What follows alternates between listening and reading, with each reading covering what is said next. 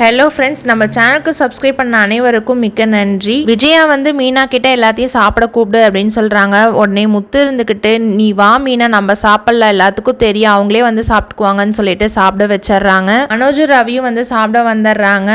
நம்ம home appliances பேர் என்னன்னு சூஸ் பண்றதுக்காக பேசிட்டு இருப்பாங்க. நம்ம முத்து எப்பயும் போல காமெடியா வந்து மனோஜ் கிட்ட பேசிட்டு இருக்காங்க. விஜயாக்கு மனசுக்குள்ளேயே வந்து தான் பேர் வச்சா நல்லா இருக்குமே அப்படின்ற மாதிரி நினைப்பாங்க. ஆனா மனோஜ் ரோஹிணி வந்துட்டு இனிதான் பேர் சூஸ் அப்படின்னு சொல்லிட்டு ரூமுக்கு போறாங்க. அங்க போயிட்டு பேர் சூஸ் பண்ணிட்டு இருப்பாங்க. உடனே மனோஜ் இருந்துகிட்டு நம்ம ஜீவா பேரே வச்சிடலாமா அப்படின்னு சொல்ல, உடனே ரோஹிணி இந்த பேரெல்லாம் ஒன்றும் வேண்டாம், இன்னும் நீ வந்து மறக்கலையா அப்படின்னு சொல்ல, உடனே ரோஹிணி இருந்துகிட்டு நம்ம அத்தை பேர்லயே விஜயான்ற பேரு வச்சுக்கலாம் அப்படின்னு சொல்ல, மனோஜ் இருந்துகிட்டு அதெல்லாம் வேண்டாம், அதெல்லாம் ராசியே இல்லை அப்படின்னு சொல்றாங்க. முத்து வந்து இதை கேட்டுட்டு உள்ள போறாங்க. மனோஜ் கிட்ட நம்ம அம்மா பேரே வைக்க வேண்டியது ஏன்னா உனக்காக எவ்வளவு கஷ்டப்பட்டு இருக்காங்க, என்ன தப்பு பண்ணாலும் உனக்காக சப்போர்ட் பண்றாங்கல்ல அப்படின்றாங்க.